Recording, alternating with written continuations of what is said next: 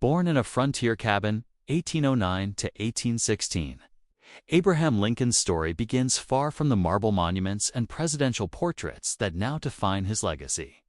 It begins in the early morning cold of February 12, 1809, inside a one-room log cabin perched on the rugged frontier of Hardin County, Kentucky. The cabin was small, barely large enough for a bed, a fireplace, and a few wooden tools. There was no luxury, no comfort, and almost no protection from the harsh winters that swept across the frontier. Yet it was here, in the simplest of American settings, that one of the nation's most extraordinary lives quietly began. The Lincoln family lived in conditions that would be unimaginable today. Thomas Lincoln, Abraham's father, was a hard-working carpenter and small-scale farmer. He owned little, but possessed a reputation for honesty and physical strength. His wife, Nancy Hanks Lincoln, was gentle, intelligent, and deeply loving. Family and neighbors later said she gave young Abraham the best gift any parent could offer: a calm, thoughtful presence and a belief that every child deserved kindness. Abraham would later say, "All that I am, or hope to be, I owe to my angel mother." It was not a poetic line. It was the truth of his earliest years. Life on the frontier was unforgiving. Every day began before sunrise. The Lincolns tended crops, chopped wood, hauled water, repaired tools, and survived by their own labor. There was little time for education, entertainment, or rest. Most families were only one failed harvest away from hunger, one injury away from disaster. Disease was common, winters were brutal, and neighbors lived miles apart. This world of constant struggle shaped the foundation of Lincoln's character: resilience, humility, and an understanding of the everyday hardships ordinary people endured. When Abraham was still a toddler, the family faced a devastating blow. A land dispute common in rural Kentucky left Thomas Lincoln with no lawful claim to the property he had worked and paid for. Decades later, Lincoln rarely spoke about this time, but historians believe it fueled his lifelong hatred of dishonesty and legal injustice. The loss forced the Lincolns to leave Kentucky and move north to Indiana, where land titles were more secure and the frontier promised a fresh start. Abraham was only 7 years old when the family crossed the Ohio River into what they called the unbroken wilderness of Indiana. The journey was crude and exhausting. They carried their belongings in a small wagon, cut through dense forests, and built a temporary shelter in the open woods. For the Lincolns, the move meant beginning life all over again, carving a home out of trees, clearing land for crops, and creating a new farm from pure wilderness. Despite these hardships, Abraham Lincoln's early childhood was not without moments of joy. He was known for his curiosity.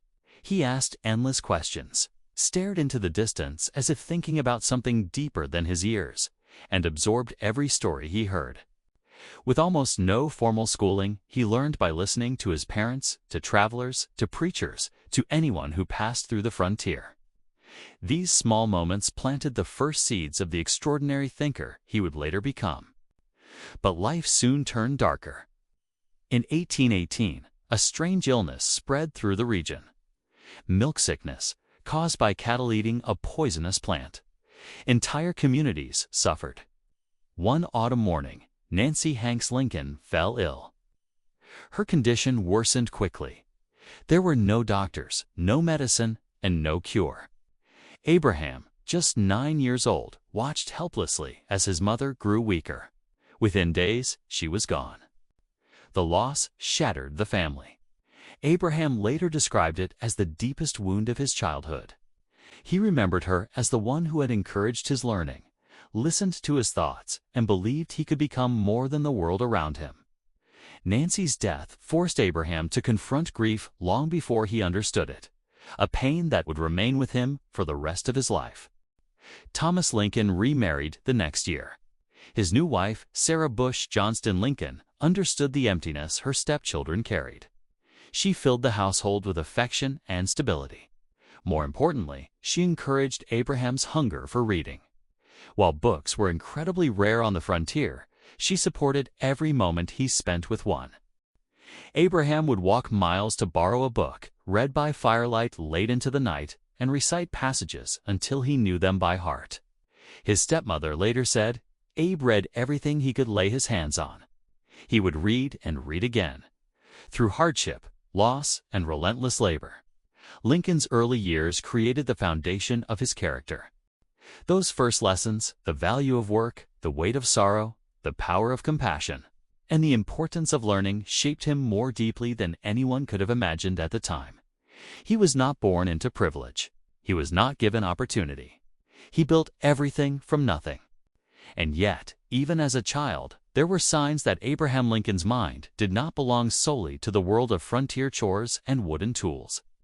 In quiet moments, he could be found sitting alone on a fallen log, staring across the wilderness, imagining a world far beyond the boundaries of the farm. No one living in that Indiana forest could have predicted that the tall, quiet boy who split logs and carried water would one day lead a nation through its greatest trial. But the seeds were already there, planted in poverty, watered by hardship, and strengthened by the love of a mother who saw greatness in her son long before anyone else. These early experiences, shaped between 1809 and 1816, were the blueprint for the man Lincoln would become. A boy of the frontier growing into a leader of a nation. A child touched by loss who would later carry the grief of a nation. And a young mind hungry for knowledge that would one day guide millions through the storm of civil war. His life had only begun. But the lessons of the frontier were already preparing him for a destiny far larger than the world around him. A boy of endless curiosity, 1816 to 1828. When the Lincoln family settled in the deep woods of southern Indiana, Abraham was still a small boy, but one already shaped by hardship. Life on the frontier demanded strength, patience, and a relentless will to survive, qualities that young Abraham was forced to learn before most children his age could even read. Yet within this harsh world, something unexpected began to take hold inside him, an unquenchable curiosity. The Indiana wilderness was both home and teacher. Towering trees cast shadows over the family's small cabin, and beyond the clearing lay miles of untamed forest. For most children, this world was a place of danger. For Abraham, it was a world of questions. Why did storms come? How did seasons change? What caused the stars to appear each night? He wanted to understand the forces shaping the world around him, even though no one had the answers, and books were almost impossible to find. Formal schooling was nearly non-existent on the frontier. Lincoln later estimated that his total time in a classroom across all his childhood years barely amounted to 1 full year. His teachers were young, inexperienced, and often scarcely educated themselves. Yet Lincoln absorbed every word they offered. When a teacher introduced him to reading, Abraham held on to that skill as though it were a lifeline. While other boys saw education as a chore, Abraham saw it as freedom. He read slowly at first, forming each word carefully. But soon he began to read anything he could acquire, and that was not much. Books were so rare that families often passed them down across generations. Abraham would borrow a book, sometimes walking miles through mud, snow, or burning heat to return it. He devoured stories of heroes, explorers, and ancient kings. He read Aesop's fables, Robinson Crusoe, Pilgrim's Progress, and the Bible. Each book became a window to a wider world far beyond the Indiana woods. His stepmother, Sarah Bush Johnston Lincoln, quickly noticed Abraham's hunger for learning. Unlike many adults on the frontier, she encouraged it.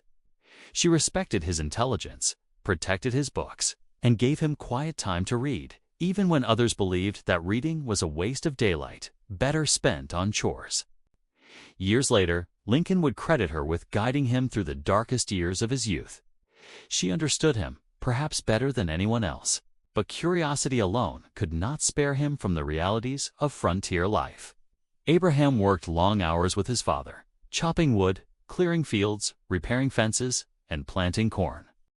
He became tall, strong, and skilled with an axe, so skilled that neighbors hired him specifically to split logs. His large hands, long arms, and calm patience made him a natural worker, but he seldom enjoyed the labor. His mind was always somewhere else. As he swung the axe, he repeated lines from books in his head.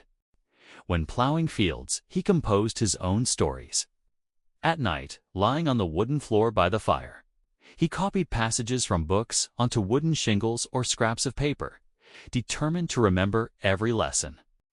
Storytelling became one of his greatest talents. Neighbors recalled how he entertained workers with jokes, fables, and frontier tales.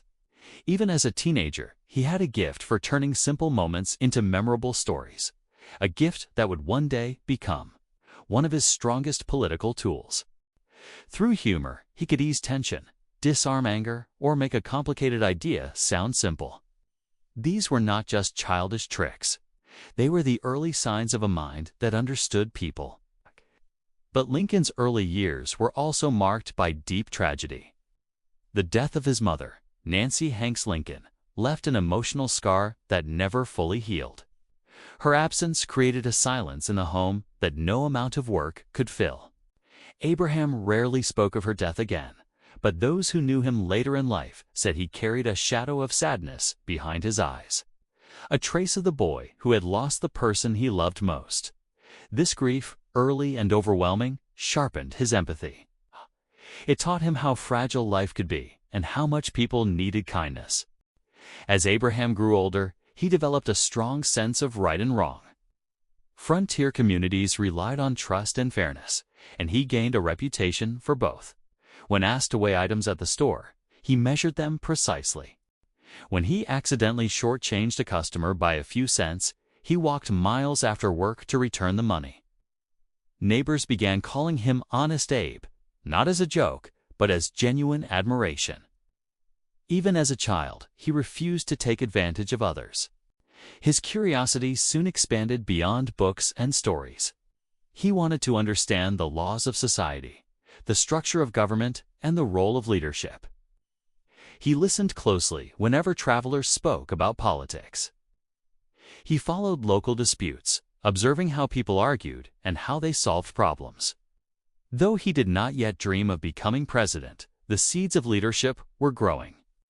Nature also became one of Lincoln's lasting inspirations. The quiet of the woods gave him space to think. The vastness of the wilderness taught him humility. The rhythms of the land, planting, growing, harvesting, connected him to the struggles of ordinary families trying to survive. These experiences later shaped his political values. Lincoln believed in opportunity for all, not because books told him so, but because he had lived through poverty, toil, and loss. As he entered his teenage years, Lincoln began helping neighbors with more than just farm labor. He wrote letters for those who could not write. He read the newspaper aloud to men who could not read. He memorized laws, speeches, and poems that captured the spirit of the young nation. People noticed his intelligence, but they also noticed his humility. He never bragged, never belittled others, and never forgotten where he came from. By the time he reached 16, Abraham Lincoln was taller than most grown men and stronger than nearly all of them. Yet his greatest strength remained invisible: his mind. A mind trained by books, sharpened by hardship, and inspired by a world he had not yet seen. He dreamed of doing more, learning more, becoming more. The frontier had shaped him, but it could not contain him. These years from 1816 to 1828 transformed Abraham from a quiet child into a thoughtful young man with a rare combination of intelligence, empathy, and moral clarity. His curiosity became the engine of his future. He had no money, no connections, and almost no formal education. But he possessed something far more powerful: the determination to rise above the limits of his world. And soon, that determination would carry him toward the next chapter of his life, a chapter that would lead him beyond the forests of Indiana and into the unfolding possibilities of a nation still learning who it was and who it could become. Building Strength and Character, 1828 to 1831, by the late 1820s. Abraham Lincoln was no longer the quiet, wide-eyed child wandering through the Indiana woods. He was now a tall, powerful young man, raw-boned, broad-shouldered, and unmistakably noticeable in any crowd. At 17, he already towered over most adults at nearly 6'4". Life on the frontier had hardened his muscles and carved strength into his frame. But it was not his physical power that set him apart. It was the growing force of his character, the quiet determination, the deep compassion, and the restless ambition forming inside him. Frontier life demanded survival skills long before it offered dreams. Every day was a test of endurance. Families cut their own timber, hunted their own food, and repaired everything they owned with their own hands. Abraham was expected to carry more than his share. He split logs, cleared fields, hauled grain, hunted game, and performed the endless tasks required to keep the farm alive. Neighbors often said the young Lincoln could swing an axe all day without tiring. "Abe can strike twice for every blow you give," one local man remarked. Yet even in this world of hard labor, Abraham's mind refused to stay tethered to the soil. He worked with his hands, but dreamed with his thoughts. As he chopped wood, he silently rehearsed lines from books. As he plowed fields, he replayed passages from speeches he had memorized. His physical strength became legendary, but it was his growing intellect, persistent, hungry, and focused, that began shaping the direction of his life. In 1828, new opportunity pulled Lincoln out of the forest and onto the great river that shaped America's future, the Mississippi. A neighbor, James Gentry, hired him to accompany his son on a flatboat journey to New Orleans. Abraham was just 19. For the first time, he would travel far beyond the frontier, down a water highway that connected the American heartland to the global world. The trip changed him. As the flatboat drifted from Indiana to the broad Mississippi, Lincoln saw cities, commerce, and cultures he had never imagined. He witnessed plantations stretching across the land, bustling markets filled with foreign goods, and the complex machinery of a growing national economy. But he also saw something that struck him with lasting moral force: slavery, not as an idea, but as a brutal reality. In New Orleans, he watched human beings bought and sold at auction, families torn apart, people chained, children crying for parents who would never return. Lincoln said little about the moment at the time, but years later he recalled it as one of the most overwhelming experiences of his youth. What he witnessed seared into his conscience. Though he was only a hired hand on a flatboat, the trip planted a conviction inside him that one day, in some way, he must stand against the injustice he saw. When he returned to Indiana, his view of the world had changed. He was no longer satisfied with splitting rails or living the quiet, predictable life of a frontier farmer. He wanted more knowledge, more purpose, more opportunity. He began reading law books when he could find them, studying the structure of government and the ideals of the young republic. He sought conversations with anyone who traveled through the area. He asked questions, debated politics, and listened carefully to the experiences of others. But the frontier was not ready to give him an easy path. Lincoln faced resistance at home. His father, Thomas Lincoln, valued labor above learning and expected Abraham to work on the farm until adulthood and under frontier custom. Any wages Abraham earned were legally his father's until he turned 21. For young Lincoln, this was a painful reality. He worked tirelessly, but saw little benefit from his efforts. The frustration strengthened his desire for independence. Still, even in these difficult years, Abraham built a reputation that spread across the region. People trusted him.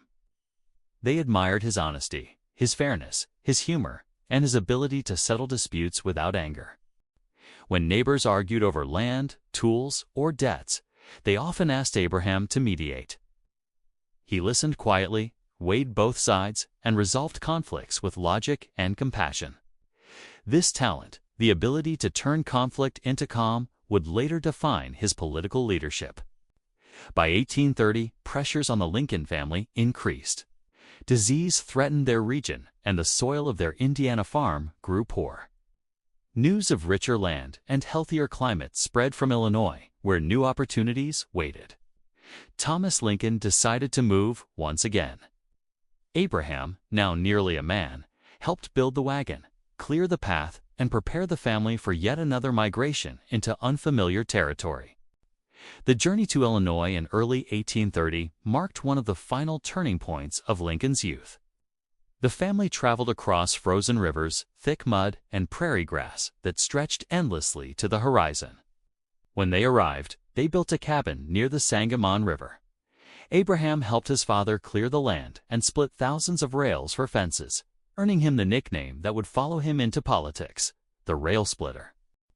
But by now, Lincoln knew the frontier could no longer contain his ambitions. He had spent his childhood learning the lessons of survival and his teenage years discovering knowledge, character, and moral purpose. Now he yearned for independence. He wanted to choose his own work, follow his own path, and carve out his own future. In 1831, when Abraham turned 22, he finally made his decision. He would leave the family farm behind and begin life as his own man. The frontier had shaped him, tested him, and strengthened him. It had taught him resilience, honesty, and compassion. But it had also shown him that the world was larger than any forest or farm. The young man who emerged from these early years was unlike anyone around him. He possessed uncommon strength, not just in his body, but in his values. He carried the weight of loss, but responded with empathy. He lived in poverty, but dreamed of something greater. And he had seen enough of America to understand its promise and its contradictions. These were the years that molded his character. Years of labor, hardship, and relentless curiosity. Years that built the moral foundation he would one day rely on as he faced the greatest crisis in American history. The quiet boy from the log cabin had grown into a thoughtful, determined young man. And as he stepped into Illinois, he carried with him everything the frontier had given him: strength, integrity, imagination, and a destiny waiting to unfold. A new life in Illinois, 1831 to 1834, when Abraham Lincoln stepped into Illinois in 1831. He was no longer a boy tied to the duties of a family farm. He was a young man in search of purpose, tall, strong, ambitious, and ready to shape a future entirely his own. Illinois was not yet the state we know today. It was a land of open prairie, scattered settlements, and new opportunities rising with every passing year. For Lincoln, it offered the promise of reinvention, a chance to grow beyond the boundaries that had defined his early life. His first stop was the small community of New Salem. Perched on a bluff above the Sangamon River, the town was little more than a cluster of log buildings, a mill, a store, a tavern, and a handful of homes. But what it lacked in size, it made up for in character. Riverboats came and went, carrying traders, travelers, and stories from the growing nation. The air buzzed with debate, business, laughter, and local conflict. For the first time in his life, Lincoln found himself surrounded by people who talked about ideas, politics, commerce, literature, and philosophy. It was a world he had long imagined but never experienced. At first, Lincoln worked simple jobs, splitting rails, cutting wood, mending fences, and helping operate a small store. He had no money and no formal qualifications. But he brought something rare to the frontier: reliability. If Lincoln gave his word, he kept it. If he promised to work, he fulfilled the task. People soon noticed his honesty, fairness, and calm nature. Even the roughest men in town began to respect him. One story became legendary in New Salem. A group of local troublemakers, known as the Clary's Grove Boys, decided to test the tall newcomer. They challenged Lincoln to a wrestling match, a test of strength that often turned violent. Lincoln accepted, and though the match was fierce, he held his ground. When one of the boys tried to cheat, Lincoln stopped the fight, refusing to play dirty. The Clary's Grove Boys expected anger. Instead, Lincoln offered respect. By the end of the day, the most feared men in the region had become his allies. It was a moment that revealed his emerging leadership, firm when necessary, but always guided by fairness. In New Salem, Lincoln also began to develop one of his strongest skills, his ability to connect with people. He became known as a storyteller, drawing crowds with tales that were clever, honest, and humorous. He imitated characters, acted out scenes, and delivered punchlines with perfect timing. But his stories were more than entertainment. They taught moral lessons, contained political insight, and showed a deep understanding of human nature. His words revealed a mind that saw the world not just as it was, but as it could be. Lincoln's growing reputation led to an unexpected opportunity. In 1832, he announced his candidacy for the Illinois state legislature. He was only 23. He had never held office, never attended college, and had little formal education. Yet he stood before the people of New Salem and delivered a speech that was humble, clear, and compelling. He did not pretend to be something he wasn't. Instead, he told voters honestly that he wanted to do good for his community, to improve roads, support education, and help local businesses grow. But just as his campaign began, history intervened. The Black Hawk War broke out in the region, and Lincoln volunteered to join the local militia. His fellow volunteers elected him captain, a sign of the trust he had already earned. Though he never saw direct combat, his service taught him valuable lessons in leadership, organization, and responsibility. He settled disputes within his company, protected men who were unfairly punished, and ensured that supplies were shared fairly among the troops. These moments, small but meaningful, strengthened the qualities that would later define him as a national leader. When the war ended, Lincoln returned to New Salem and resumed his campaign. Despite his hard work, he lost the election, his first political defeat. But the results revealed something surprising. In his home precinct, he received an overwhelming majority of the votes. The people who knew him best had believed in him completely. The loss did not discourage him. In fact, it inspired him to grow. Determined to build a future in politics, Lincoln decided to educate himself further. He began an intense period of reading and study. At night, by dim candlelight, he read law books borrowed from local lawyers. He studied mathematics, grammar, and history. He taught himself how to analyze complicated issues and argue persuasively. Most men would have needed a school and a teacher. Lincoln needed only determination, a few books, and the quiet hours after dark. He soon became a clerk at a local store where he handled goods, weighed products, calculated accounts, and managed customer disputes. His accuracy and fairness became legendary. When he accidentally overcharged a customer by a few cents, he walked miles after closing to return the money. When someone received too little product by mistake, he corrected the error immediately. These small actions built a reputation that stretched far beyond New Salem. Lincoln was a man who could be trusted. His personal life grew richer as well. He formed deep friendships with people who saw in him something special, a mix of humility, intelligence, and ambition. They encouraged him to keep studying law, to keep pursuing politics, and to ignore the doubt that sometimes clouded his thoughts. For Lincoln was not without insecurities. He worried about his lack of formal education. He feared he might never rise above the limitations of his upbringing. But the people of New Salem believed in him, and slowly he began to believe in himself. In 1834, Lincoln ran for the state legislature again. This time, he won.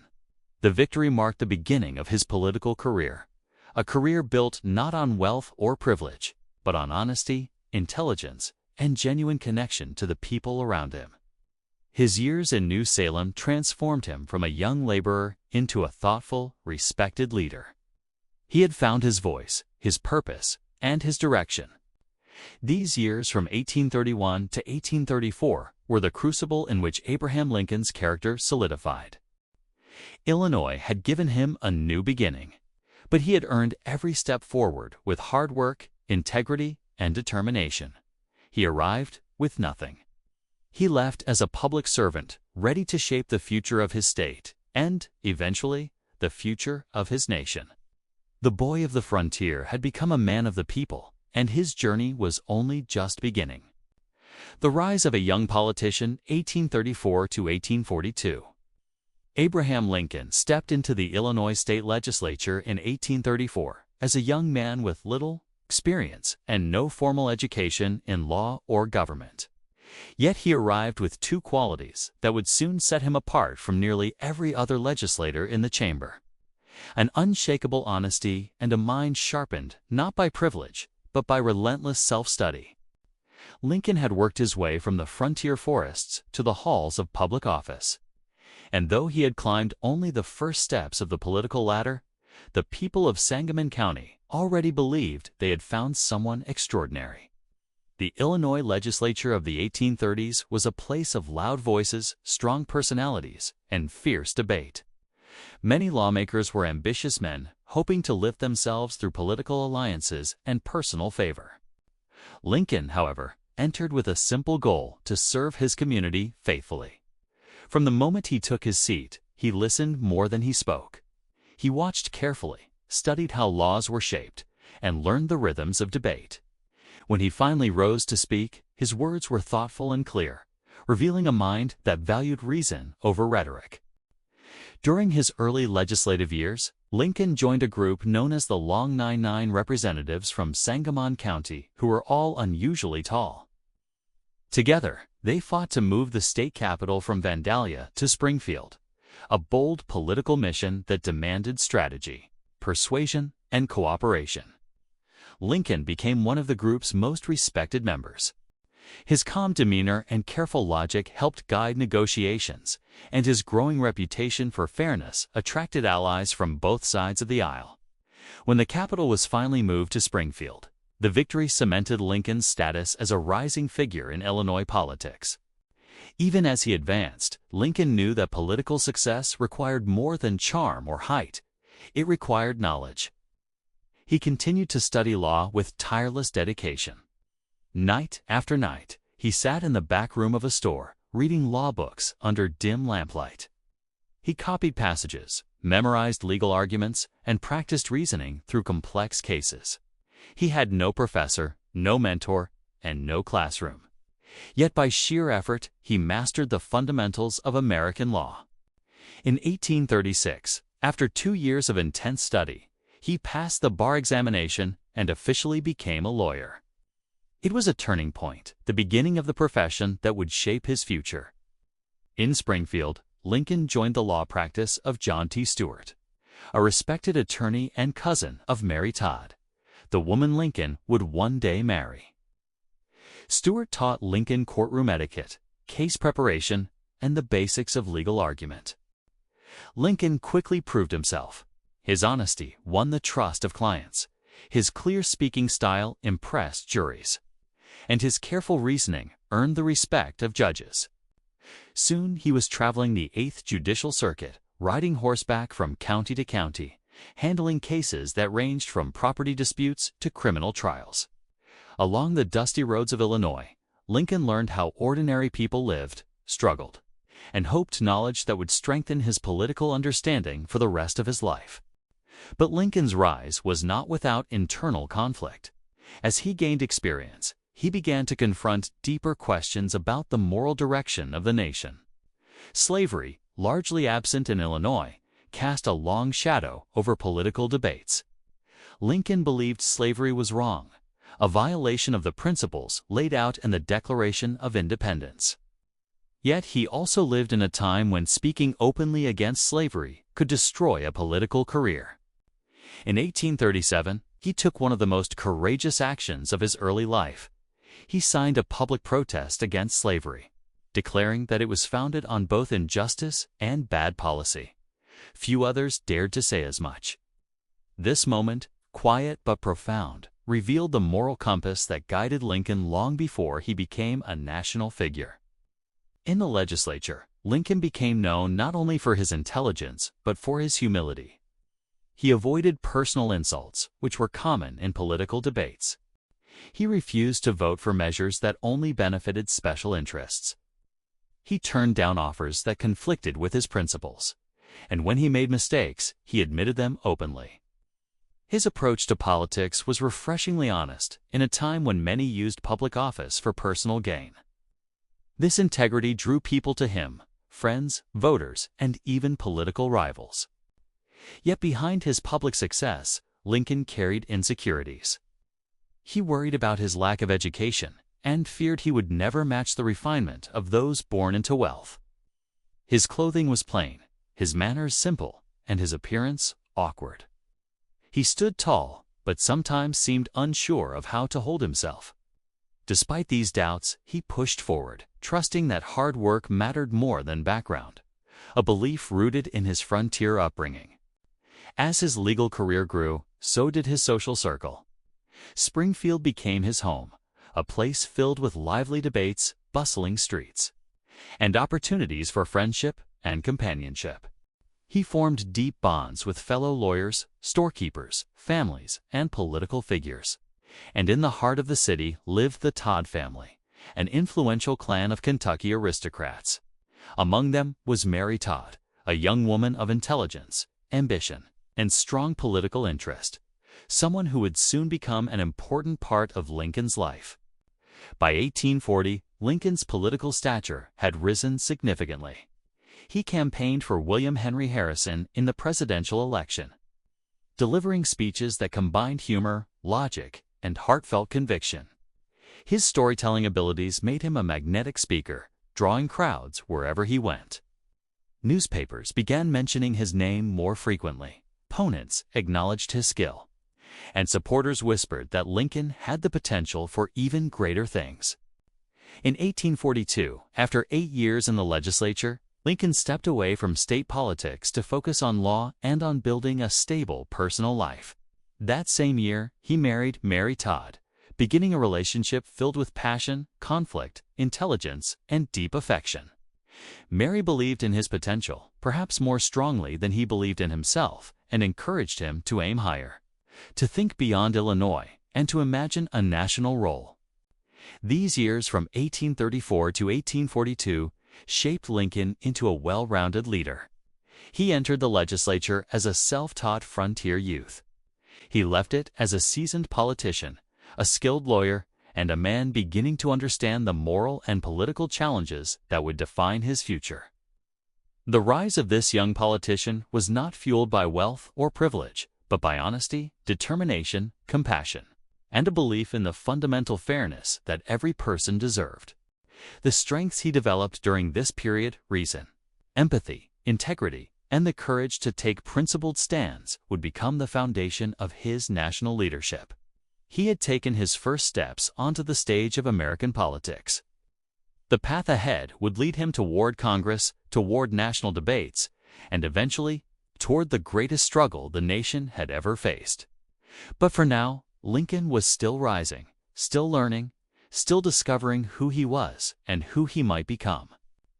Lincoln's marriage, legal career, and early national politics, 1842 to 1849 by the early 1840s. Abraham Lincoln had become a man known across Illinois, a respected lawyer, a thoughtful former legislator, and a rising political thinker with a reputation for honesty unmatched on the frontier. Yet despite his growing public life, this period of his story begins with something far more intimate: his marriage to Mary Todd. A partnership that would shape the next chapter of his journey in ways both challenging and transformative. Mary Todd was unlike anyone Lincoln had ever known. Born into a wealthy and politically connected Kentucky family, she was educated, confident, and deeply engaged in national issues. While many women of her time focused strictly on domestic life, Mary followed politics closely and believed that Abraham possessed the intelligence, moral grounding, and ambition needed to rise far beyond the boundaries of Illinois. Their marriage in November 1842 was not just a union of two people, it was a merging of two powerful minds. Their relationship was full of affection but also marked by conflict, personality clashes, and the emotional stresses that followed Lincoln throughout his life. Yet in Mary, Lincoln found someone who understood his aspirations and encouraged him to reach higher. With marriage came a new stability and a deeper commitment to his career as an attorney. In 1843, Lincoln partnered with Stephen T. Logan, one of the most respected lawyers in the state.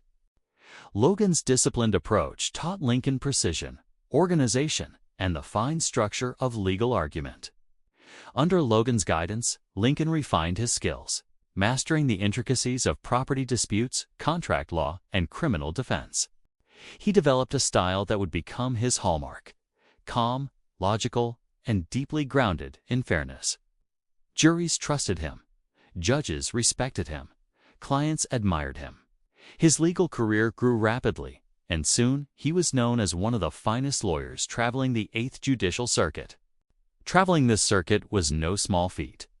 Lincoln rode hundreds of miles across rough country roads, staying in taverns, small inns, or the homes of local families. Court sessions would often last for weeks, and lawyers spent long hours debating cases and longer nights telling stories or discussing politics.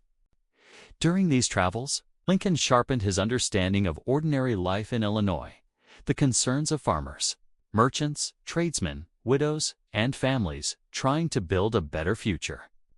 These encounters shaped his political worldview, reinforcing his belief that government should serve the people with fairness and compassion. But Lincoln's ambitions extended beyond the courtroom. He longed to return to politics, not as a state legislator this time, but on the national stage. His opportunity arrived in 1846, when the Whig Party nominated him as their candidate for the U.S. House of Representatives. Lincoln campaigned vigorously, visiting farms and towns, speaking to crowds both large and small. His message was simple. He wanted a government grounded in honesty, economic growth, and respect for individual liberties. The voters responded, and in August 1846, Abraham Lincoln was elected to Congress. In Washington, D.C., Lincoln entered a sharply divided political world. The nation was in the midst of heated debates over territorial expansion, the Mexican-American War, and the future of slavery. Lincoln arrived as a Whig, a member of a party that supported economic modernization and limited presidential power. Almost immediately, he confronted one of the most controversial issues of his time: President James K. Polk's justification for the war against Mexico. Lincoln believed the war had been launched on questionable grounds. He argued that Polk had misled the nation about the conflict's origins, using vague claims to justify aggression. In a bold move, Lincoln issued his famous spot resolutions, demanding that the president identify the exact spot on American soil where blood had supposedly been shed. His challenge was sharp, direct, and deeply unpopular among many voters who supported the war. Critics accused him of being unpatriotic, calling him Spotty Lincoln. Yet Lincoln stood firm, guided not by popularity, but by principle. Beyond the war, Lincoln used his time in Congress to fight against the spread of slavery. Although he could not end the institution himself, he sought to limit its expansion. He supported legislation to end slavery in Washington, D.C., while offering compensation to slaveholders, a moderate plan reflecting his belief that slavery was unjust, but that solutions must be pursued carefully and peacefully. These views positioned him as a moral voice in a deeply fractured nation. Despite his convictions, Lincoln's years in Congress were difficult. His criticism of the war cost him political support in Illinois, and his moderate stance on slavery alienated both abolitionists and pro-slavery factions. When his term ended in 1849, he did not seek re-election. Instead, he chose to return to Springfield, to his law practice, and to a quieter life with Mary and their young son, Robert. Yet even in these moments of retreat, Lincoln carried lessons that would guide his future.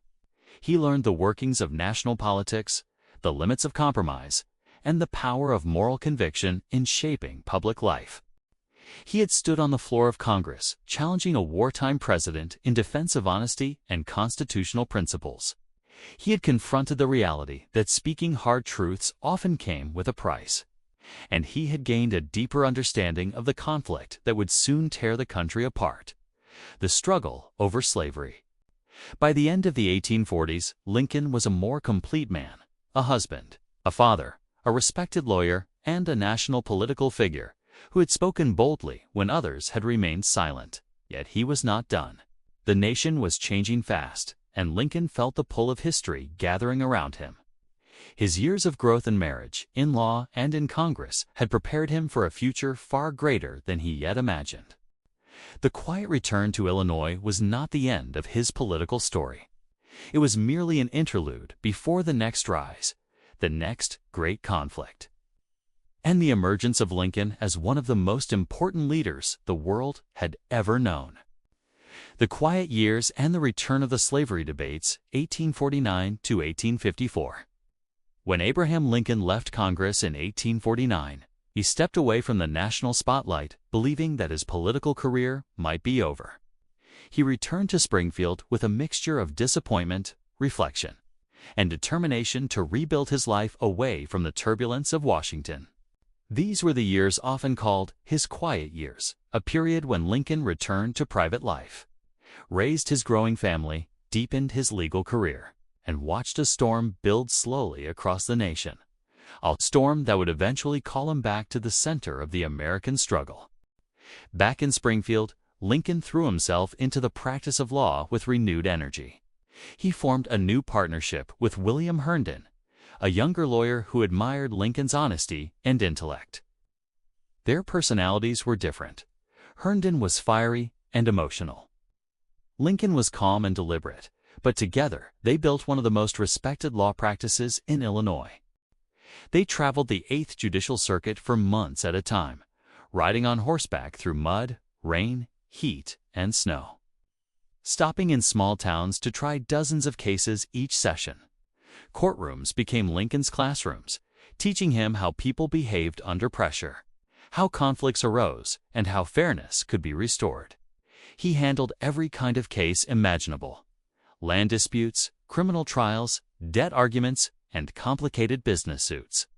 He became especially known for his ability to break down complex issues into simple, clear explanations that ordinary people could understand. Judges respected his reasoning. Juries trusted his sincerity. Even his opponents often left court with admiration for the man who had bested them fairly and honorably. These years also brought Lincoln closer to the everyday struggles of Americans. He slept in crowded taverns, ate simple meals with farmers, and shared long rides with merchants, laborers, and families trying to survive in a rapidly changing country. He listened to their stories, stories of hope, hardship, and fear. As the nation expanded westward, tensions grew between communities that depended on free labor and those dependent on enslaved labor. Lincoln heard these concerns directly from the people, and they shaped his understanding of America in ways no book or speech ever could. At home in Springfield, life was both joyful and challenging. Mary Todd Lincoln managed their household while caring for their sons, Robert, Edward, and later Willie and Tad. Lincoln adored his children, playing with them on the floor, telling them stories, and stepping away from his work to enjoy their laughter. But the family also faced heartbreak. In 1850, Edward Eddie Lincoln, only 3 years old, died of illness. The loss devastated both parents. Mary suffered deeply, and Lincoln, who rarely showed emotion publicly, grieved in private. Friends said he walked the streets at night, lost in thought, struggling to understand the cruelty of fate.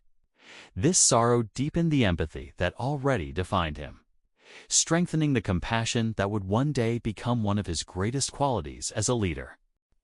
Despite grief and personal struggle, Lincoln remained focused on his work. He became one of the most trusted lawyers in Illinois, earning a reputation for honesty so strong that clients sometimes accepted his advice, even when it went against their wishes. If he believed a case was unjust, he refused to take it. When a client offered him money to manipulate testimony, Lincoln ended the conversation immediately, telling the man he would rather lose every dollar he had than win a case dishonestly. Stories like these spread far and wide, turning Honest Abe from a local nickname into a symbol of character. But beneath the surface of Lincoln's quiet life, the nation was changing rapidly and dangerously. The expansion of American territory after the Mexican-American War had raised a burning question. Would slavery spread into these new lands? For a time, Lincoln tried to keep his distance from national politics, focusing on family and law. But slavery had always troubled him deeply, and now it was becoming harder to ignore. In 1850, Congress passed a series of laws known as the Compromise of 1850, which temporarily eased tensions between free and slave states. But one part of the compromise, the Fugitive Slave Act, shocked Lincoln and many others. It demanded that citizens in free states assist in capturing escaped enslaved people. For Lincoln, a man who believed deeply in fairness and human dignity, the law was morally repugnant. He followed the debates closely, feeling the first stirrings of a fire that had long burned quietly inside him. The real turning point came in 1854, when Senator Stephen A. Douglas, Lincoln's longtime political rival, introduced the Kansas-Nebraska Act. The law allowed settlers in those territories to decide for themselves whether slavery would be permitted, a proposal known as popular sovereignty. On the surface, it seemed democratic. But in reality, it opened the door for slavery to spread across land that had long been intended as free. To Lincoln, this was not just a political mistake, it was a direct assault on the moral foundation of the United States.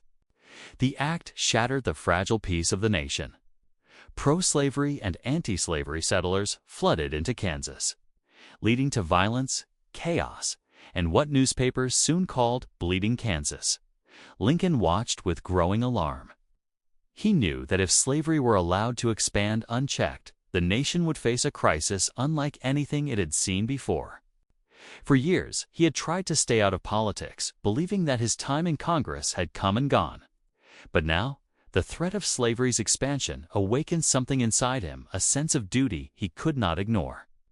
In October 1854, after years of silence on the national stage, Lincoln stepped forward and delivered a powerful speech opposing the Kansas-Nebraska Act.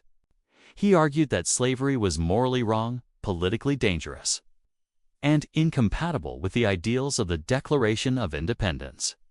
He spoke not with anger, but with moral clarity, reminding the nation that all men are created equal, were not just words in a document, but promises that demanded action. The quiet years were over. The lawyer who had spent 5 years focusing on family, grief, and work was now returning to public life with renewed purpose and moral strength. The debates over slavery had pulled Lincoln back into the arena, and he would soon become one of the central voices in the greatest conflict the nation would ever face. These years to 1849 to 1854 had transformed Lincoln in ways even he did not fully understand. He entered them as a former congressman, unsure of his future. He emerged as a leader ready to confront the moral crisis threatening the nation. The storm that had been gathering for decades was approaching its breaking point. And Lincoln's next steps would propel him toward the highest office in the land and into the heart of America's defining struggle. Lincoln versus Douglas, the rise of the Republican Party, and the national spotlight, 1854 to 1860. The year 1854 marked a turning point not only in Abraham Lincoln's life, but in the fate of the nation itself. The passage of the Kansas-Nebraska Act, engineered by Senator Stephen A. Douglas, reopened the wounds of slavery and ignited a political firestorm across the United States. For years, Lincoln had been largely silent in national politics, focusing on his legal career and his family. But now, the crisis of slavery, its expansion, its morality, its contradiction with America's founding principles called him back with a force he could not ignore. Douglas's act introduced a radical doctrine known as popular sovereignty, allowing settlers in Kansas and Nebraska to decide for themselves whether to permit slavery. On the surface, Douglas presented it as democratic compromise. But in reality, it overturned the long-standing Missouri Compromise and opened vast new territories to the possibility of human bondage. It outraged thousands across the North, including Abraham Lincoln. He believed that slavery, if allowed to expand unchecked, would eventually spread everywhere, poisoning the very heart of the Republic. Lincoln's response was slow at first, building within him like a fire gathering strength. But when he finally spoke, it was with unmistakable conviction. In October 1854, in a speech in Peoria, Illinois, he declared that slavery was not merely a political issue, it was a moral one. He argued that the nation could not survive half slave and half free. Freedom and slavery were incompatible with each other and could not long exist together. His speech electrified audiences and signaled the return of a powerful voice to American politics. Lincoln traveled throughout Illinois, speaking in towns large and small, warning about the dangers of slavery's expansion. His message was not fueled by hatred or fanaticism, but by a deep belief in the principles stated in the Declaration of Independence that all people are created equal, and that the nation must not betray its founding promise. As Lincoln's voice grew louder, a political transformation swept across the country. The Whig Party, once a major political force, collapsed under the weight of the slavery question. In its place, a new movement began to rise: the Republican Party, formed by anti-slavery activists, former Whigs, Free Soilers, and Reformers. The party united around a central principle: preventing the expansion of slavery into new territories. Lincoln quickly became one of the new party's most compelling figures in the Midwest. His clear logic, moral reasoning, and humble origins made him a powerful contrast to the elite politicians of the time. He was a man who spoke for ordinary Americans, farmers, laborers, and small-town families who believed in fairness and opportunity. His speeches were filled with passion, but they were also grounded in reason, weaving together history, law, and moral truth with remarkable clarity. By 1856, Lincoln's prominence had grown enough that he was considered for the vice presidency of the Republican Party. Though he did not receive the nomination, his name was now known far beyond Illinois. People across the North admired his honesty, his courage, and his ability to articulate the moral crisis facing the nation. But it was his rivalry with one man, Stephen A. Douglas, that would elevate Lincoln from a regional leader to a national figure. Douglas, known as the Little Giant for his short stature and commanding presence, was one of the most powerful senators in the country. He championed popular sovereignty and believed the nation could both expand westward and maintain slavery where it already existed. Lincoln disagreed, arguing that moral truth could not be voted away and that slavery was a fundamental wrong. Their conflict reached its peak in 1858, when Lincoln was selected by Illinois Republicans to challenge Douglas for the United States Senate. The resulting contest produced one of the most famous political debates in American history, the Lincoln-Douglas debates. For months, Lincoln and Douglas traveled across Illinois, speaking before enormous crowds. Their debates were dramatic, intellectual, and deeply consequential. Douglas accused Lincoln of wanting full equality for Black Americans, a position that frightened many white voters. Lincoln responded carefully, arguing not for social equality, but for the basic rights promised to all humans: life, liberty, and the fruits of one's labor. He emphasized that slavery was morally wrong because it denied these rights. At the second debate, he delivered one of his most famous lines: "A house divided against itself cannot stand." He warned that the nation could not remain divided forever. It would become all one thing or all the other. The debates captured the attention of the entire country. Newspapers from east to west published transcripts. People who had never heard Lincoln's name now spoke about his intelligence, his honesty, and his steady moral compass. While Douglas ultimately won the Senate seat, Lincoln emerged as the true political victor.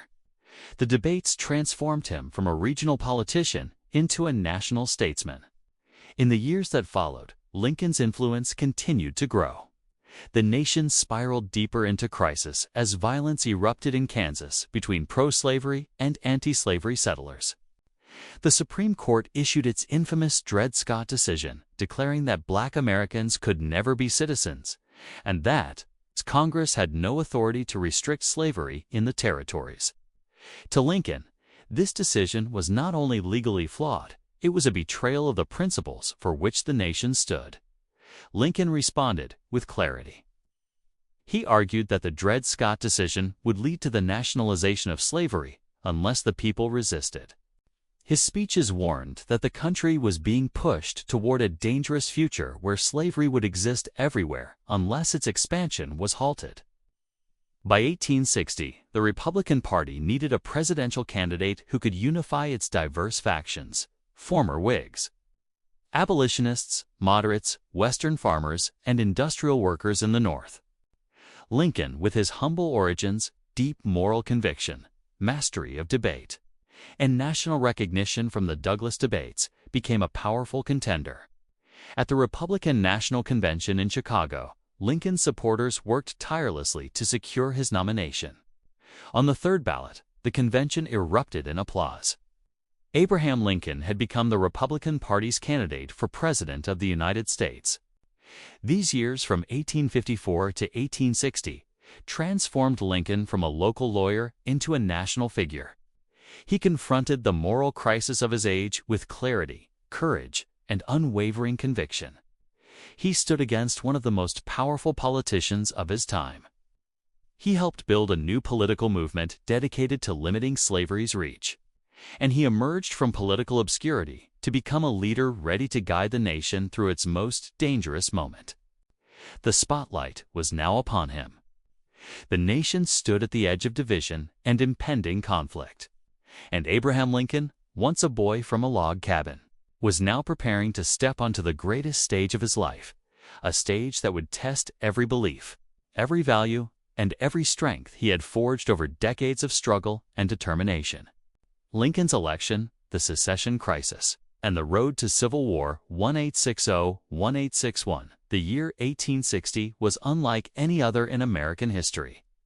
The nation had become a powder keg of tension, politically fractured, morally divided, and pushed to the brink by decades of conflict over slavery. Into this storm stepped Abraham Lincoln, a man whose rise from frontier poverty to national prominence reflected the very best of the American promise, yet whose election would plunge the country into its greatest crisis. The road ahead would test the endurance of the Union, the strength of democracy, and the moral courage of the nation itself. Lincoln's nomination as the Republican candidate for president stunned much of the political establishment. He was not the most famous man in the race. He had never governed a state, never served as a general, and had only one term in Congress. Yet ordinary Americans saw in him something rare, a leader who spoke plainly, honestly, and with conviction. He was a man whose life embodied the belief that the nation could be better, fairer, and truer to its founding ideals. But the election of 1860 was not a normal contest between political parties. It was a battle for the soul of the nation. 4 candidates entered the race, each representing a different vision for America. Stephen A. Douglas, Lincoln's old rival, argued for popular sovereignty. John C. Breckinridge represented the pro-slavery Southern Democrats. John Bell stood for the Constitutional Union Party, hoping to keep the Union together without addressing the root issue of slavery. And Lincoln, standing for the Republican Party, opposed the expansion of slavery, a position that enraged Southern leaders who believed their entire way of life was at stake. As the campaign unfolded, Lincoln stayed in Springfield, following the tradition of the era. Visitors, supporters, and journalists came to his home on 8th Street to hear him speak. He greeted them warmly, but avoided making public declarations that could be twisted by political opponents. Meanwhile, newspapers published stories about his humble beginnings, his debates with Douglas, and his belief in a nation where freedom mattered more than privilege. On November 6, 1860, Americans cast their votes. When the results arrived, the message was unmistakable. Abraham Lincoln had won. He carried every northern state, earning a clear majority in the Electoral College, though he received less than 40% of the popular vote. It did not matter. He was now President-elect of the United States. But in the South, his victory was seen not as a democratic outcome, but as a threat. Long before Lincoln took office, the secession crisis exploded.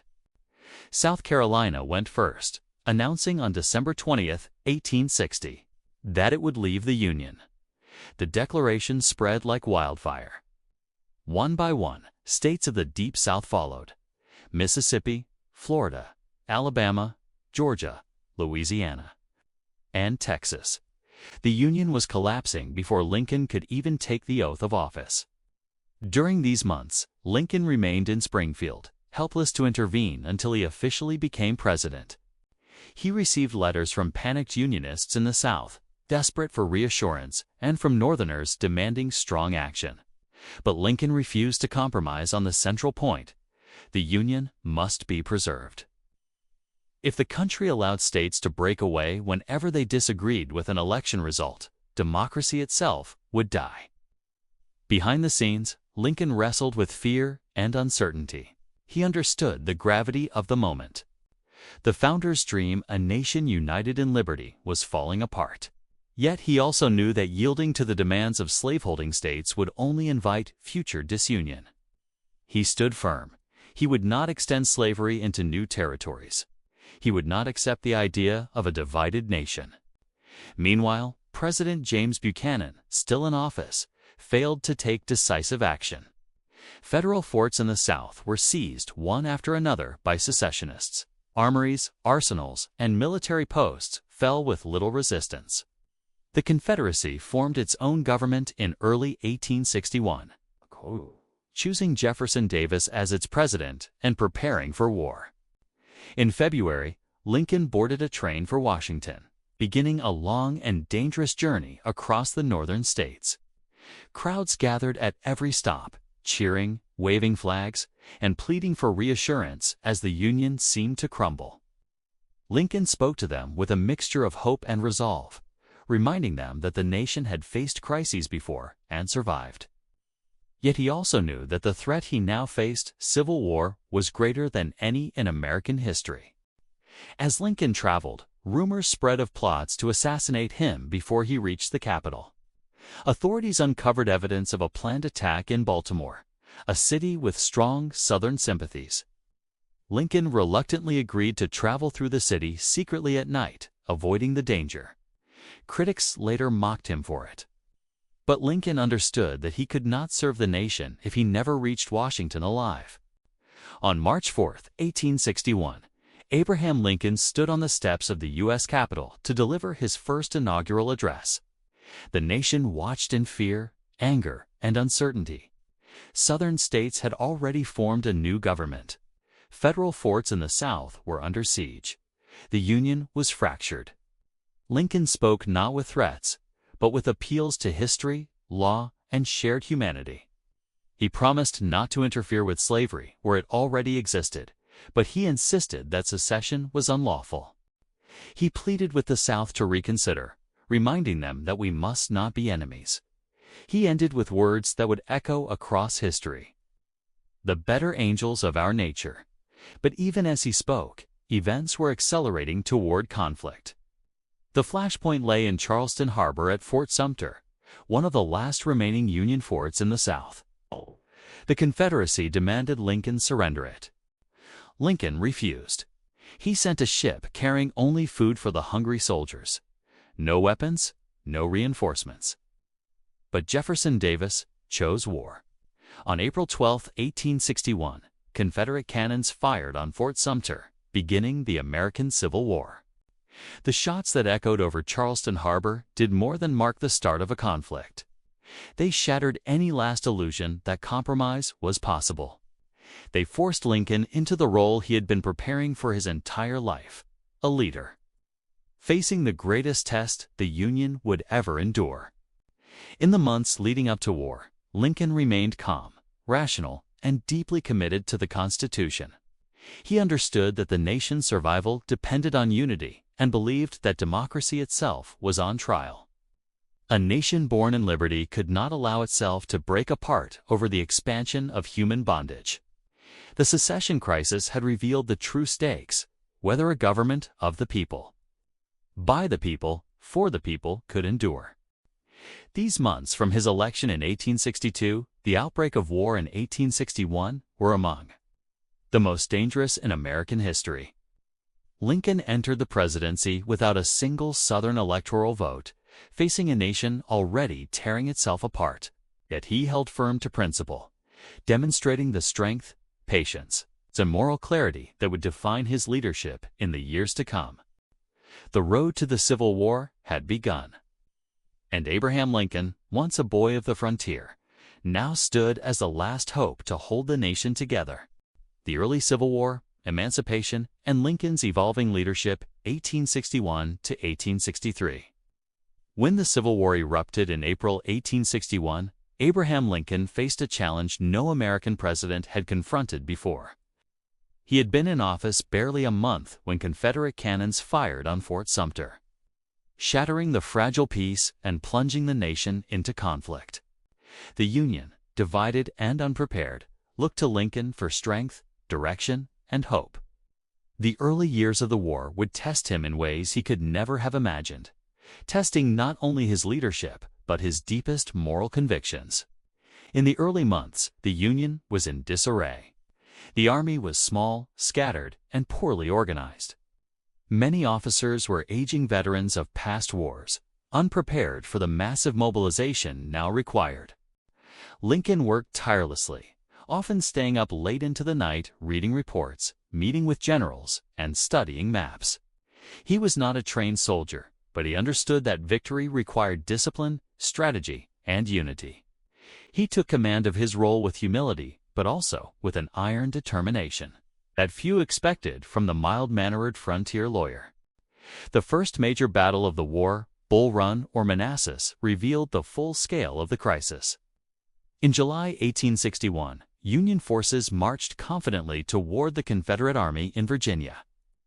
Many believed the war would be decided quickly, perhaps even in one bold stroke.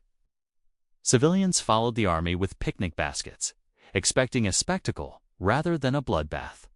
But the battle ended in disaster for the Union. Soldiers fled in chaos, and the defeat shocked the North. Lincoln realized immediately that the war would not be short or easy. He would need to rebuild the army from the ground up. Lincoln appointed General George B. McClellan to lead the Army of the Potomac. McClellan was young, ambitious, and popular among troops. For a time, he brought discipline and organization to the Union forces. Yet McClellan also lacked the boldness required for strategic victory. He hesitated, overestimated enemy strength, and resisted Lincoln's pressure to engage the Confederacy decisively. Lincoln grew frustrated, but remained patient, believing that firm leadership required listening, evaluating, and choosing the right moment to act. As the war dragged on, Lincoln faced enormous political pressure. Radical abolitionists demanded immediate emancipation of all enslaved people. Conservative Unionists insisted that slavery had nothing to do with the conflict and should remain untouched. Border states, slaveholding states that had remained loyal to the Union, threatened to secede if Lincoln made any move against slavery. He walked a tightrope, balancing the survival of the Union with the moral urgency he felt deep within his heart. From the beginning, Lincoln believed slavery was wrong. He had said so for years. But he also knew that the Constitution did not give him the power to abolish it in states where it already existed. His immediate responsibility was clear: save the Union. Yet as the war continued and casualties mounted, he came to see that the Union and slavery were inseparable issues. One could not be saved while the other remained untouched. In 1862, Congress passed laws allowing Union forces to confiscate property, including enslaved people used to support the Confederate war effort. Enslaved people fleeing to Union lines were declared free. These actions signaled a shift in national policy and paved the way for a remarkable transformation in Lincoln's own leadership. Throughout that summer, Lincoln drafted a document that would reshape the war and redefine the nation: the Emancipation Proclamation. It was a bold step. It declared that enslaved people in Confederate-held territories would be free on January 1, 1863. It did not end slavery everywhere. Only Congress or a constitutional amendment could do that, but it struck at the very heart of the Confederacy. Slavery had fueled the Southern economy, supported its military, and defined its social order. By making emancipation a Union war aim, Lincoln turned the conflict into a moral crusade and prevented European nations from recognizing the Confederacy. But Lincoln knew he could not issue the proclamation from a position of weakness. He needed a military victory. That victory came in September 1862 at the Battle of Antietam, the bloodiest single day in American history. Although not a decisive triumph, Antietam forced the Confederate Army to retreat and gave Lincoln the opportunity he needed. Days later, he released the preliminary Emancipation Proclamation, announcing that freedom would soon become a central cause of the war.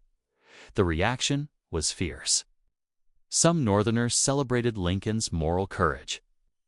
Others protested, fearing it would lengthen the war or provoke racial tension. Confederate states denounced him as a tyrant. But Lincoln remained steady. He had long believed that slavery was morally wrong. Now he understood that union and freedom were intertwined destinies. "If my name ever goes into history," he wrote, "it will be for this act. And my whole soul is in it." On January 1, 1863, the Emancipation Proclamation officially took effect. It declared millions of enslaved men, women, and children free, at least in the eyes of the federal government. Although the war would continue for more than 2 years, and true freedom would require constitutional change, Lincoln had altered the character of the conflict forever. The Union was no longer fighting only to restore the nation. It was fighting to create a new nation, one without slavery. The proclamation also allowed black men to enlist in the Union Army, a change that would alter the outcome of the war. By the end of the conflict, nearly 180,000 African American soldiers had served, bringing courage, discipline, and new moral force to the Union cause. Lincoln frequently visited these troops, moved by their commitment and sacrifice. He understood that their participation strengthened the Union and validated the proclamation's promise. As the war continued into 1863, Lincoln faced new challenges. Military leaders struggled. Political opponents attacked him relentlessly. Newspapers mocked his appearance, his decisions, and his leadership. Yet he endured with quiet resilience, leaning on his deep belief in democracy and his unwavering sense of justice. He visited hospitals, comforted wounded soldiers, and spoke with ordinary Americans whose lives had been shattered by the conflict. These encounters strengthened his resolve and connected him more deeply with the people he served. In November 1863, Lincoln traveled to Gettysburg, Pennsylvania, to dedicate a cemetery on the site of one of the war's bloodiest battles. There, in just 272 words, he delivered one of the most enduring speeches in world history, the Gettysburg Address. In it, he reframed the Civil War as a struggle not simply for territory or government, but for the very idea that a nation conceived in liberty, and dedicated to the proposition that all men are created equal, could survive. By the end of 1863, the shape of Lincoln's leadership had transformed dramatically. The hesitant new president of 1861 had become a decisive wartime commander. The man who once hesitated to act against slavery had become the great emancipator. He had grown into his role with steady wisdom, moral clarity, deep empathy, qualities that would define his legacy long after the war was over.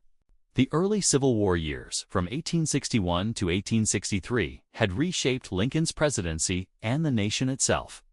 The Union Army had suffered defeats and tasted victory. The moral purpose of the war had sharpened. And Abraham Lincoln, once a frontier lawyer, had evolved into one of the most consequential leaders in human history. His journey was far from over, but the foundations of his legacy were now firmly set. The preservation of the Union and the first great steps toward freedom for millions. Victory, tragedy, and Lincoln's final months, 1864 to 1865. By 1864, the American Civil War had raged for 3 brutal years. Cities were shattered, families torn apart, and the nation's future balanced on a knife's edge.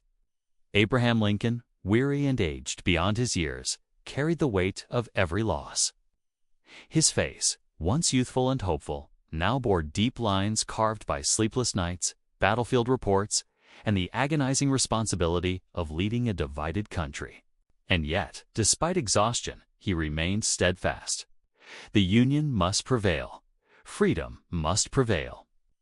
The nation must survive. As the war dragged on, political opponents intensified their attacks. Many believed Lincoln had failed, that the conflict had lasted too long, that emancipation had fractured the country beyond repair, and that victory seemed more distant than ever. In the summer of 1864, newspapers predicted he would lose re-election. Lincoln himself confided to his cabinet that the voters might send him home. Still, he refused to abandon the cause. He believed that ending the war without securing Union victory and freedom for millions of enslaved people would betray everything the nation stood for. Meanwhile, the Union Army struggled under immense pressure. But in March 1864, Lincoln elevated General Ulysses S. Grant to the rank of lieutenant general, placing him in command of all Union forces. Grant, a man of quiet determination and relentless tactical drive, launched a new and unforgiving campaign against Confederate General Robert E. Lee. Battles like the Wilderness, Spotsylvania, and Cold Harbor resulted in staggering casualties. But Grant pushed forward, understanding that overwhelming pressure was needed to break the Confederacy's defenses. As military operations intensified, Lincoln faced another enormous test: the presidential election of 1864. His opponent was none other than George B. McClellan, a former Union general who had once commanded the Army of the Potomac. McClellan represented a Democratic Party divided between war supporters and those who wanted immediate peace, even if it meant leaving the Confederacy intact. Many believed the country might choose peace over perseverance. But in September 1864, everything changed. Union General William Tecumseh Sherman captured Atlanta, delivering a massive blow to Confederate hopes and electrifying the Union's morale. The victory transformed public opinion. Lincoln's determination, once doubted, now seemed prophetic. In November, he won re-election in a landslide. The nation had spoken. The Union would fight on, and the cause of freedom would endure. In his second inaugural address, delivered on March 4, 1865, Lincoln spoke with remarkable humility. He did not boast of victories or condemn the South. Instead, he reflected on the tragedy of war with profound compassion. He acknowledged that both sides had prayed to the same God, and that the war's suffering was shared by all Americans. His words, "with malice toward none, with charity for all," became a moral blueprint for healing a wounded nation. By early 1865, the Confederacy was collapsing. Sherman marched through the Carolinas. Grant tightened his grip around Lee's army, and the Union flag rose again in cities that had been under Confederate control for years. On April 2, 1865, Lee evacuated Richmond, the Confederate capital. Fires consumed the city as civilians fled. The next day, Lincoln walked through the streets of Richmond unguarded, greeted by newly freed Black Americans who knelt before him in gratitude. Lincoln, moved deeply, asked them to rise, saying, "Do not kneel to me. That is not right. You must kneel only to God." Only days later, on April 9, 1865, at Appomattox Courthouse, General Lee surrendered to Grant. The war, America's deadliest and most defining conflict, was finally over. Lincoln received the news with quiet relief. He urged celebration, but not vengeance. He insisted that no harsh punishment be inflicted on the South, believing that peace built on forgiveness would last longer than peace built on anger. As victory settled over the nation, Lincoln turned his thoughts to Reconstruction, to the enormous challenge of reuniting states, rebuilding shattered communities, and integrating millions of newly freed people into American society. He supported the 13th Amendment, which would abolish slavery permanently across the country. It passed Congress in early 1865, marking one of the greatest legislative achievements in American history. Lincoln rejoiced, believing that the nation had finally aligned its laws with its founding ideals. Yet, even as hope bloomed, danger lurked. Throughout the war, Lincoln had received threats. His decisions, emancipation, Union victory. Black enlistment had enraged Confederate sympathizers and extremists who believed he had destroyed their world. Among them was a well-known actor named John Wilkes Booth, a passionate supporter of the Confederacy who was obsessed with the idea of striking down the president. As the war ended, Booth's hatred intensified. On April 14, 1865, Lincoln and Mary attended a play at Ford's Theater in Washington, seeking a rare moment of rest. The war was over. The Union had survived. Freedom had expanded. The nation was beginning to heal. In the minds of many, Lincoln's burdens were finally lifting. But fate had one final, devastating chapter to write. That evening, Booth slipped into the presidential box and carried out the act that would shock the world. Lincoln, gravely wounded, was carried across the street to a small boarding house. There, in a quiet room crowded with mourners, cabinet members, and military officers. He passed away the next morning, April 15, 1865. Secretary of War Edwin Stanton spoke the words that echoed through history. Now he belongs to the ages. Lincoln's death plunged the nation into grief. Crowds filled the streets, weeping openly. Black Americans mourned him as their liberator. Soldiers bowed their heads in sorrow. Millions struggled to comprehend how a man who had saved the Union could be taken at the moment of triumph. His funeral procession wound through the country, retracing the path he had taken on his journey to Washington 5 years earlier. In city after city, thousands lined the tracks to pay their respects as his train passed. But Lincoln's struggle, his patience, his courage, his unwavering belief in freedom and unity did not die with him. The Union he preserved would rebuild. The slavery he ended would never return. The democracy he defended would grow stronger. And his vision of a new birth of freedom would shape the soul of America for generations to come. The final months of Lincoln's life were marked by extraordinary victory and unimaginable tragedy. He had guided the nation through its darkest hour, brought millions out of bondage, and set America on a path toward justice. His loss was felt not only as the death of a president, but as the death of a guiding light. Yet his legacy endured, a legacy of unity, compassion, and moral courage that still speaks to the nation today. Abraham Lincoln's story had ended, but his influence had only begun. Lincoln's legacy: Abraham Lincoln did not live to see the nation he saved rebuild itself. He did not witness the final return of peace, the ratification of the amendments that ended slavery, or the long struggle to heal wounds carved by war. Yet his legacy, the ideas he fought for, the sacrifices he made, and the example he left behind would echo across generations. Lincoln's influence is not confined to the years he lived. It is a force that shaped the American identity, defined the nation's moral compass, and continues to inspire movements for justice and equality around the world. When Lincoln died in April 1865, the country was shattered. The Civil War had taken over 600,000 lives. Cities lay in ruins. Families had been torn apart. Millions of formerly enslaved people stood at the threshold of freedom with uncertainty about the world ahead. And yet, amidst this devastation, Lincoln's words and actions provided a blueprint for rebuilding. His vision was not a vision of revenge. It was a vision of reconciliation, unity, and national rebirth. Lincoln believed that the Union was more than a collection of states. It was a promise, a commitment that all Americans shared, rooted in the ideals of the Declaration of Independence, liberty, equality, and democracy. His fight to preserve the Union was not simply a political necessity. It was a moral imperative.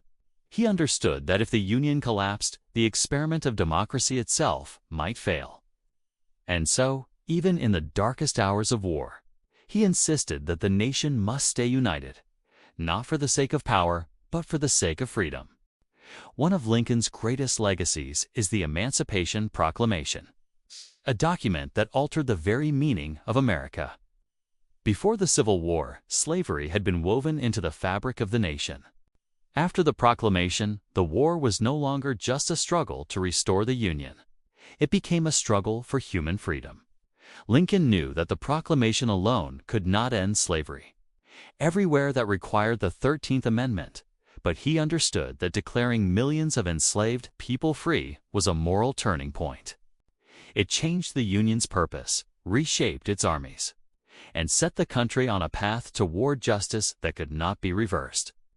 The 13th Amendment, passed in 1865, formally abolished slavery in the United States.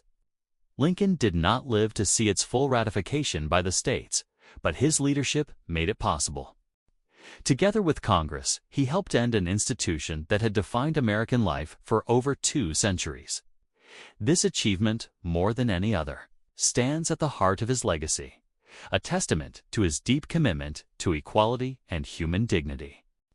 But Lincoln's legacy extends far beyond slavery and the Civil War. His speeches, simple yet profound, continue to shape how Americans understand themselves and their nation.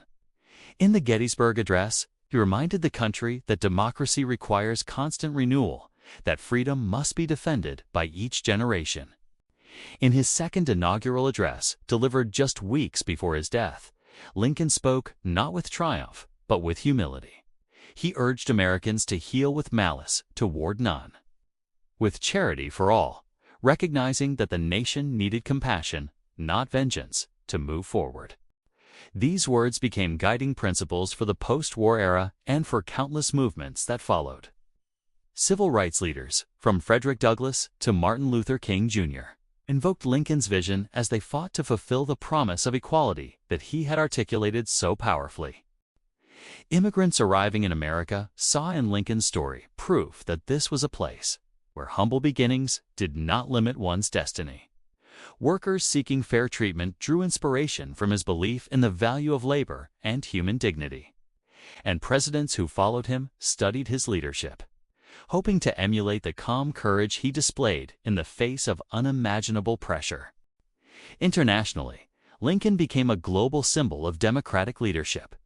Leaders across the world looked to him as an example of how moral clarity and political wisdom can coexist.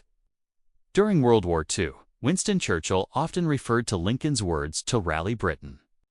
In the decades after, newly independent nations saw in Lincoln a model for how a leader could unify a divided people.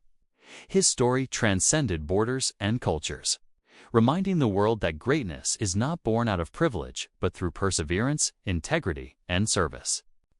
Yet Lincoln's legacy is not without complexity. He led a nation through war, suspended certain civil liberties during moments of crisis, and struggled with the political realities of his time. He was not perfect, and he knew it. But his willingness to grow, to confront moral challenges honestly, and evolve his beliefs in pursuit of justice is one of the qualities that makes him so enduringly admired. Lincoln did not cling stubbornly to old ideas. He learned, he listened, and when the time came, he acted with courage that changed the course of history. Today, more than 150 years after his death, Lincoln's presence is still felt. His memorial in Washington, D.C. stands as a silent guardian of democracy. His image appears on currency, monuments, and institutions across the country. But his true legacy lives not in stone or paper. It lives in the ideals he championed: unity, equality, freedom, and the belief that the United States can always strive to become a more perfect union. Lincoln came from a log cabin in the wilderness with little education and no wealth. He rose through hardship, loss, and self-doubt to become one of the most influential leaders in human history. His life is a reminder that greatness can emerge from the humblest beginnings, and that one person's moral courage can change the destiny of millions. As history moves forward, Lincoln's legacy remains a guiding light, a reminder that even in the darkest moments, leadership grounded in compassion, integrity, and justice can hold a nation together. His story is not just the story of America's past. It is a story for the world's future, a testament to the enduring power of hope, courage, and the belief that all people are created equal. Abraham Lincoln's life ended in tragedy, but his legacy endures as one of the most powerful symbols of freedom and unity the world has ever known.